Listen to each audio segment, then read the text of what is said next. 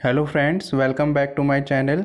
और इस वीडियो में हम डिस्कस करेंगे, ठीक है, नेक्स्ट पार्ट हमारा जो मल्टीपल चॉइस क्वेश्चंस हैं, नेक्स्ट पार्ट शुरू करेंगे इसका।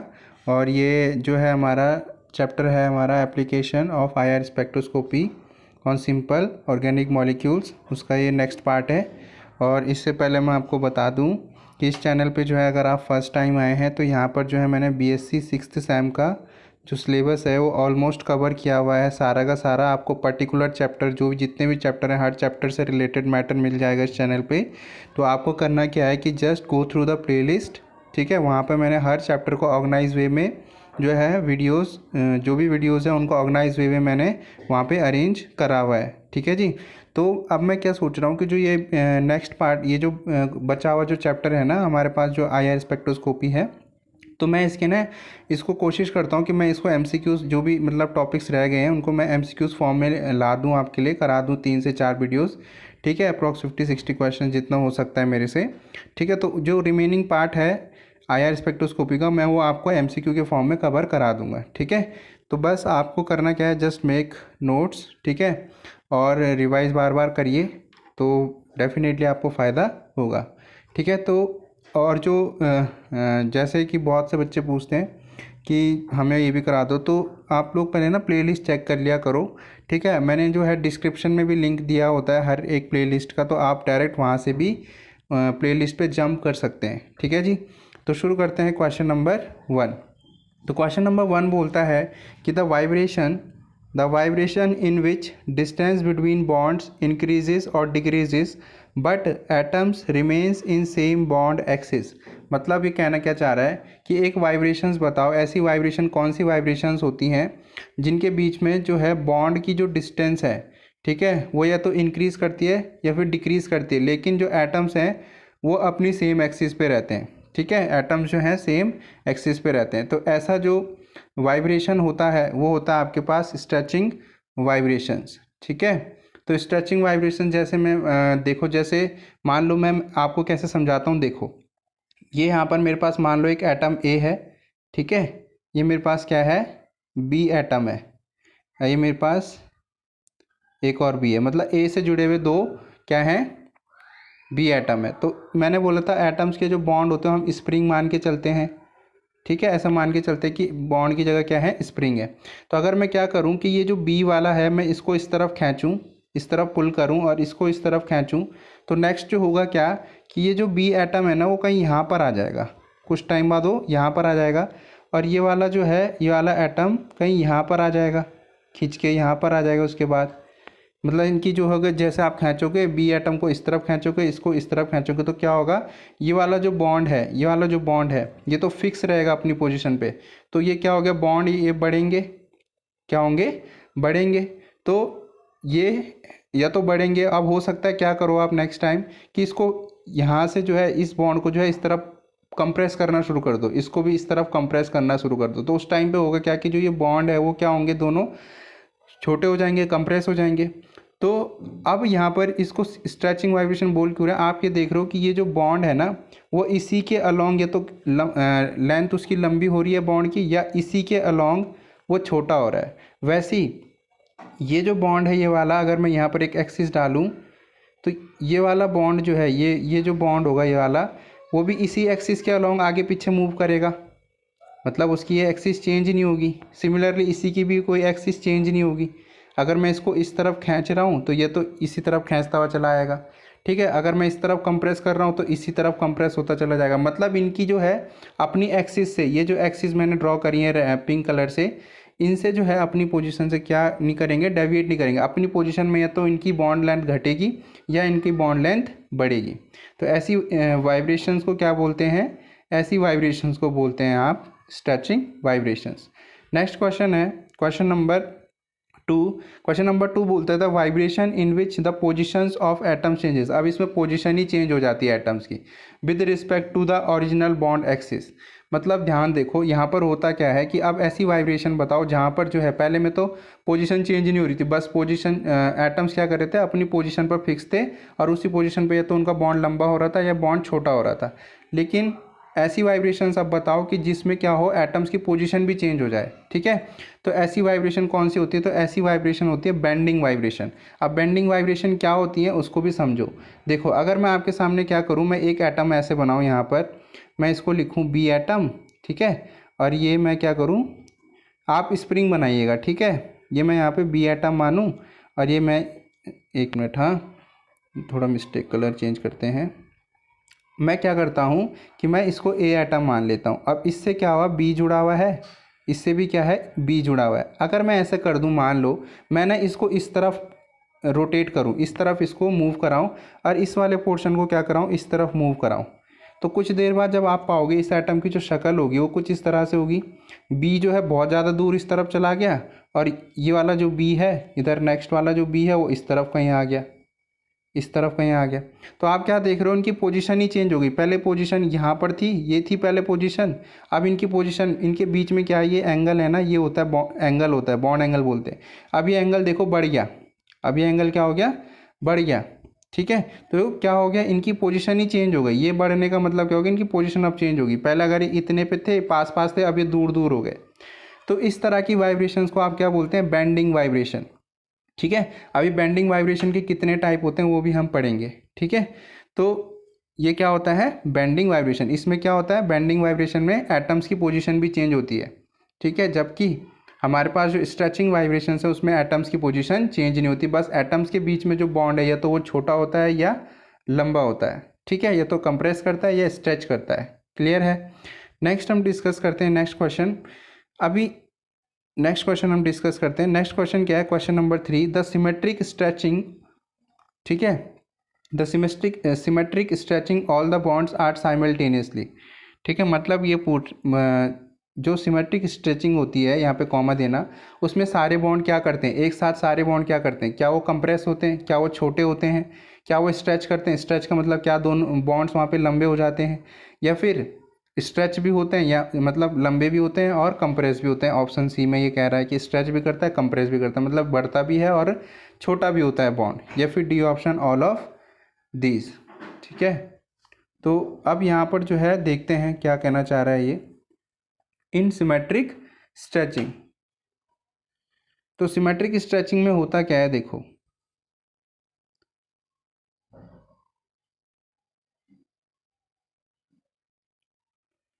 तो सिमेट्रिक स्ट्रेचिंग में होता ये है, जैसे मान लो मैं क्या करता हूँ कि मैं वही चीज़ बनाता हूँ, इसी चीज़ को आप दिमाग में रखो, क्या रखो, इसी को दिमाग में रखो, इसी डायग्राम को दिमाग में रखो। ऑन द अदर हैंड मैं क्या करता हूँ, सेम यही चीज़ बनाता हूँ। ठीक है, ए मॉलिक्यूल है, ए से जुड़ा हुआ बी है। ठीक है, और दूसरा बी भी जो है ए से जुड़ा हुआ है। अब ये क्या हो रहे हैं यहाँ पर, तो सिमेट्रिक में या तो ये होगा कि देखो बॉन्ड या तो छोटे होंगे, मतलब टुवर्ड्स ए जो है बॉन्ड कंप्रेस करेंगे, छोटे होंगे एक साथ। ठीक है, या फिर अगर ऐसा भी हो सकता है कि बॉन्ड जो है एक साथ दोनों जो है उनकी स्ट्रेंथ बढ़े, उनकी जो है ये बॉन्ड लेंथ मतलब इंक्रीज़ हो जाए, ये बॉन्ड इंक्रीज़ हो जाए। कब, जब हमें इस तरफ इससे खींचेंगे। ठीक है, तो हो क्या रहा है कि सिमेट्रिक स्ट्रेचिंग में या तो बॉन्ड, दोनों जो बॉन्ड हैं ए से जो जुड़े हुए दोनों बॉन्ड है, ये वाला और ये वाला, या तो छोटे होंगे एक साथ, या फिर होंगे क्या, या फिर ये होगा कि जो ये दोनों बॉन्ड है ए और बी, इसके और इसके बीच में जो ये बॉन्ड बने हुए हैं, ठीक है, ए और बी के बीच में, या तो ये क्या होंगे, लंबे होंगे। अगर हम इन्हें इस तरफ खींच दें, इंक्रीज़ करेगी इनकी बॉन्ड लेंथ, ये बॉन्ड लेंथ इंक्रीज़ करेगी। ठीक है, तो सिमेट्रिक में या तो क्या होगा, बॉन्ड घटेगा, बॉन्ड लेंथ घटेगी, बॉन्ड की लंबाई घटेगी, या बॉन्ड की लंबाई बढ़ेगी। ठीक है, तो कौन सा ऑप्शन सही हो जाएगा, ऑप्शन सी सही हो जाएगा। स्ट्रेच भी कर सकते हैं और कंप्रेस भी कर सकते हैं। ठीक है, लेकिन साइमल्टेनियसली अगर स्ट्रेच कर रहे हो तो सिर्फ स्ट्रेचिंग करोगे, ऐसा नहीं कि एक बॉन्ड स्ट्रेच कर दिया। मतलब मैं ये कहना चाह रहा हूँ, इसका मतलब जैसे मान लो ऐसे नहीं करना है हमको। ऐसा नहीं है कि आपने ए बनाया, बी को तो यहाँ ले आए और दूसरे बी को यहीं रखा, तो ये तो एसिमेट्रिक हो जाएगा तब। ठीक है, अब एक आप इन्हें एक ही बॉन्ड को कंप्रेस, वो एसिमेट्रिक होता है। ठीक है, तो सिमेट्रिक में क्या करते हैं, या तो दोनों बॉन्ड को कंप्रेस करेंगे या दोनों बॉन्ड को स्ट्रेच करेंगे। तो option C will be the most appropriate answer. Next question पे हम मूव ऑन करते हैं, क्वेश्चन नंबर 4। क्वेश्चन नंबर 4 बोलता है इन एसिमेट्रिक स्ट्रेचिंग। एसिमेट्रिक स्ट्रेचिंग में क्या करते हैं, तो एसिमेट्रिक स्ट्रेचिंग में सिंपल, वही याद रखो।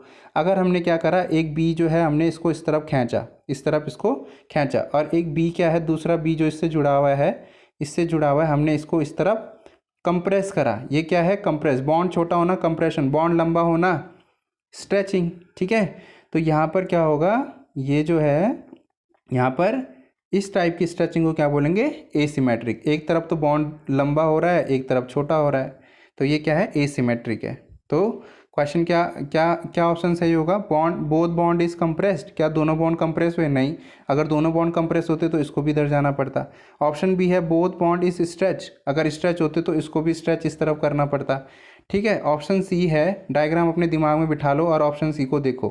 तो ऑप्शन सी क्या बोल रहा है, ऑप्शन सी बोल रहा है one bond is stretch while other bond is compressed. एक बॉन्ड स्ट्रेच हुआ, हाँ बिल्कुल इस तरफ लेके आया था हम बी को, और दूसरा बॉन्ड क्या हुआ था, दूसरा बॉन्ड कंप्रेस मतलब छोटा था। बिल्कुल सही ऑप्शन है, तो ऑप्शन सी जो है इसका करेक्ट आंसर होगा। एक बॉन्ड क्या होगा, बढ़ेगा, दूसरा बॉन्ड क्या होगा, घटेगा। तो ऑप्शन सी इसका करेक्ट आंसर होगा। ठीक है, नेक्स्ट क्वेश्चन पे मूव ऑन करते हैं, क्वेश्चन नंबर 6 पे। इनके ऑप्शंस, क्वेश्चन नंबर 5 थोड़ा मैंने इनके ऑप्शन पहले से टिक कर दिए। ठीक है, in wagging which statement is true. अब देखो वैगिंग क्या होता है। ठीक है, वैगिंग क्या होता है, वैगिंग पहले हम समझते हैं, वैगिंग में किस तरह के हम मूवमेंट कराते हैं एटम्स के बीच में। ठीक है, तो वैगिंग में होता क्या है, जैसे मान लो मैं यहाँ पर वही चीज़ बनाता हूँ, एक ही चीज़ मैं इसलिए बना रहा हूँ ताकि दिमाग में बैठ जाए आपके। ठीक है, ये बी एटम है, ये क्या है, बी एटम है, ये क्या है, बी एटम है, और ये वाला भी क्या है, बी एटम है। अब मेरी बात ध्यान से समझना, अब ना थोड़ा इमेजिन करना सीखो। अब अपनी दो फिंगर्स को सामने लेके आओ, ऐसे समझो कि दो फिंगर्स को लेके आओ, बाकी फिंगर्स को फोल्ड कर दो। ठीक है, मिडिल फिंगर जो होती हैं दो, ठीक है, मिड वाली जो फिंगर्स हैं दो, उनको क्या करो, लेकर आओ। अब जो दो फिंगर इन दो फिंगर के एंड में मानो कि बी एटम्स बने हुए हैं। ठीक है, बी एटम्स बंधे हुए हैं। तो वैगिंग में होता क्या है कि देखो, जैसे दोनों उंगलियों को कहाँ लेके आओ, एक बार दोनों उंगलियों को पीछे लेके आओ। ठीक है, मतलब दोनों बी एटम एक बार पीछे आ गए। ठीक है, अब क्या करो, दोनों बी एटम्स को क्या करो, आगे लेके आओ। मतलब पहले जो है उंगलियों को इनवर्ड लेके आओ टुवर्ड्स योर पाम। ठीक है, फिर उंगलियों को बाहर की तरफ लेके जाओ। तो ऐसी मूवमेंट, जब एटम एक बार दोनों एटम इनवर्ड मूवमेंट हो रहा है, दूसरी बार आउटवर्ड मूवमेंट हो रहा है, तो इसको आप बोलते हैं वैगिंग। क्या बोलते हैं, वैगिंग बोलते हैं। दो उंगलियों को अपनी स्ट्रेच करो, दो उंगलियों को, किन्हीं भी दो उंगलियों को, और हाथ को जो है नीचे करो। ठीक है, हैंड को नीचे करो और देखो क्या देखना है कि पहले दोनों फिंगर्स को अंदर आना है, मतलब दो बी एटम्स अंदर की तरफ आ रहे हैं, फिर दोनों बी एटम्स को क्या करना है, बाहर की तरफ, यानी दोनों फिंगर्स को बाहर की तरफ। तो ऐसा इनवर्ड एंड आउटवर्ड मूवमेंट जो एटम्स को होता है उसको हम क्या बोलते हैं, वैगिंग। ठीक है, तो इसमें ऑप्शन पढ़ लेते हैं। तो ऑप्शन क्या कहता है कि both bond comes front, front में मतलब बाहर की तरफ आना। ठीक है, बी ऑप्शन क्या बोलता है, one bond comes front end second bond comes back, एक बॉन्ड फ्रंट आएगा एक बैक जाएगा, नहीं ऐसा भी नहीं हो सकता। ठीक है, सी ऑप्शन क्या है, बोथ बॉन्ड कम्स बैक। तो देखो इसमें होता क्या है, तो दोनों बॉन्ड, अब उंगलियों को देखो, या तो दोनों बॉन्ड अंदर की तरफ आ रहे हैं, या दोनों जो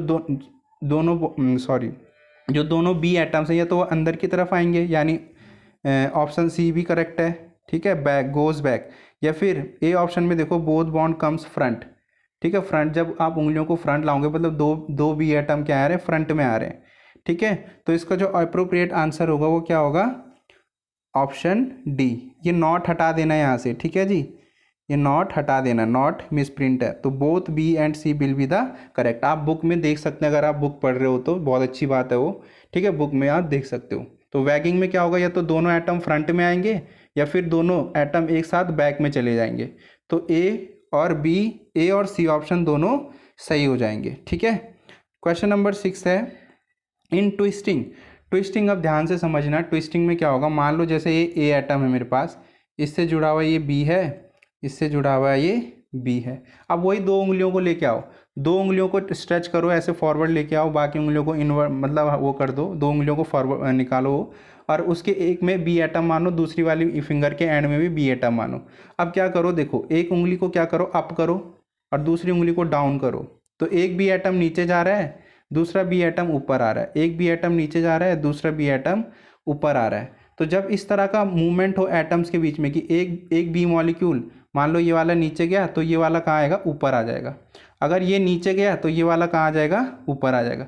तो इस तरह की बॉन्ड मूवमेंट जो है इन बॉन्ड्स के बीच में इसको आप क्या बोलते हैं, ट्विस्टिंग बोलते हैं। क्या बोलते हैं, ट्विस्टिंग। दो फिंगर्स को स्ट्रेच करो और दोनों फिंगर्स के एंड में मानो कि एक एंड पे बी है, दूसरे एंड पे भी बी है, और एक फिंगर को नीचे लेके जाओ, दूसरी फिंगर को ऊपर, ठीक है। फिर जब दूसरी को नीचे लेके आ रहे हो तो पहली वाली को ऊपर ले जाओ, ठीक है। तो इस तरह की बॉन्ड के बीच में जो मूवमेंट होती है वो होती है आपकी ट्विस्टिंग। क्लियर है। तो क्वेश्चन इसका क्या ऑप्शन हो जाएगा, ऑप्शन ए करेक्ट हो जाएगा। कैसे करेक्ट हो जाएगा, वन बॉन्ड कम्स फ्रंट, पहला बॉन्ड फ्रंट बाहर की तरफ आएगा, ठीक है। सेकंड बॉन्ड गोज बैक, और जब सेकंड बॉन्ड फ्रंट आएगा तो फर्स्ट बॉन्ड कहाँ आ जाएगा, बैक में आ जाएगा, ठीक है। तो ऑप्शन ए सही आंसर होगा। क्वेश्चन नंबर 7 है, इन रॉकिंग, रॉकिंग में किस तरह से बॉन्ड जो है हमारे मूव करते हैं।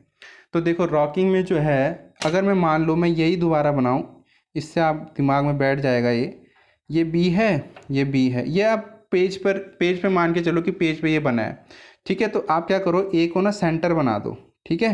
तो क्या होगा, अगर ऐसा मूवमेंट हो रहा है, जैसे मान लो ये भी इधर गया, ठीक है, ये भी इधर गया रॉकिंग में, ठीक है, और ये वाला कहाँ जा रहा है, ये वाला भी इधर आ रहा है, ये वाला बी भी इधर आ रहा है। या फिर ऐसा भी हो सकता है कि ये वाला बी इधर जा रहा है तो ये वाला भी इधर ही जाना चाहिए। क्लियर है, मतलब सेम डायरेक्शन में क्या होना चाहिए, मोशन होना चाहिए। अगर ये इधर जा रहा है ये वाला बी, तो ये वाला बी भी आपका इस तरफ आना चाहिए। अगर ये इस तरफ जा रहा है तो ये वाला भी इस तरफ आना चाहिए। क्लियर है। तो ऐसा कौन सा ऑप्शन है जहाँ पर जो है इस तरह का मोशन इस तरह से मिलता जुलता है इस मोशन से, तो देखते हैं। तो ऑप्शन रॉकिंग में देख रहे हैं कि two atoms moves in same direction. हाँ बिल्कुल, अभी हमने देखा ये ए था, ये बी था, ठीक है, ये भी बी था, ये भी इधर मूव कर रहा था तो ये भी इधर करेगा, इधर मूव करेगा। अगर ये इधर मूव करेगा तो ये भी इधर मूव करेगा। तो ऑप्शन ए क्या है, most appropriate, two atoms moves in same direction. अब आते हैं हम सीजरिंग। सीजर आपने घर में देखी हो, कैंची, ठीक है, उसको वो करो, उसको क्या करो, उसको इमेजिन करो, ठीक है। जब आप कैंची खोलते हो तो दोनों एंड जो हैं वो बाहर की तरफ जाते हैं। मतलब मैं अगर ऐसे मान लूँ ये बी एटम है, ये भी इससे बी है, तो जब आप कैंची खोलेंगे तो क्या होगा कि ये भी बाहर जाएगा, ये वाला एंड भी बाहर जाएगा। कैंची को इमेजिन करो, ठीक है। अगर जब आप क्या करोगे, उस कैंची को बंद करोगे तो दोनों एंड से एक दूसरे के क्लोज आएंगे। क्या आएंगे, दोनों एंड से एक दूसरे के क्लोज आएंगे। मतलब दोनों बी मॉलिक्यूल्स या तो एक दूसरे से दूर जा रहे हैं या एक दूसरे के पास आ रहे हैं। तो इस तरह के मूवमेंट को क्या बोलेंगे हम, सीजरिंग। क्या बोलेंगे, सीजरिंग। तो इसमें कौन सा मोस्ट अप्रोप्रिएट है, तो ऑप्शन ए इसका करेक्ट आंसर है। पर क्यों है, पहले उसे पढ़ लेते हैं, देख लेते हैं। One bond moves in opposite direction and, ठीक है, वन बॉन्ड जो है अपोजिट डायरेक्शन में मूव करेगा विद रिस्पेक्ट टू अदर। कैंची जब आप खोलते हो तो दोनों एक दूसरे से, दोनों एंड्स जो हैं वो एक दूसरे से दूर जाते हैं, समझ गए। तो ऐसी मूवमेंट को क्या बोलते हैं हम, सीजरिंग बोलते हैं। क्लियर है जी, ऐसी मूवमेंट को क्या बोलेंगे, सीजरिंग बोलेंगे। तो ऑप्शन ए सही आंसर होगा। अब है question number 9, the correct wave number order in centimetre inverses. मैंने बोला था जो वेव नंबर होता है वो इनवर्सली प्रोपोर्शनल टू लैम्डा होता है, ठीक है। अब यहाँ पर देखो कैसे, इसके पीछे कंसेप्ट क्या है। तो एक बात ध्यान रखना कि जो मास नंबर होता है उसको मैं यहाँ पे नीचे लिख लेता हूँ। जो मास नंबर होता है, मास नंबर इन्वर्सली प्रोपोर्शनल होता है वेव नंबर के। क्या होता है, इन्वर्सली प्रोपोर्शनल होता है वेव नंबर के। मतलब अगर वेव नंबर बढ़ रहा है तो मास नंबर घट रहा है, ठीक है, समझ रहे हो।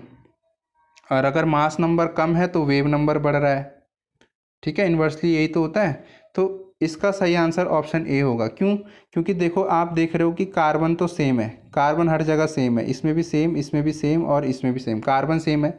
बदल क्या रहा है हमारे पास, बदल क्या रहा है हमारे पास, बदल रहा है हमारे पास हाइड्रोजन, यहाँ पे ड्यूटेरियम, यहाँ पे कार्बन और यहाँ पे ऑक्सीजन, ये बदल रहे हैं। अब अगर मैं मास का ऑर्डर सजाऊं, मास देखूं सबसे ज़्यादा, तो मास किसका होगा भाई, सबसे ज़्यादा मास किसका होगा भाई, ऑक्सीजन का होगा। फिर किसका होगा भाई, कार्बन का होगा।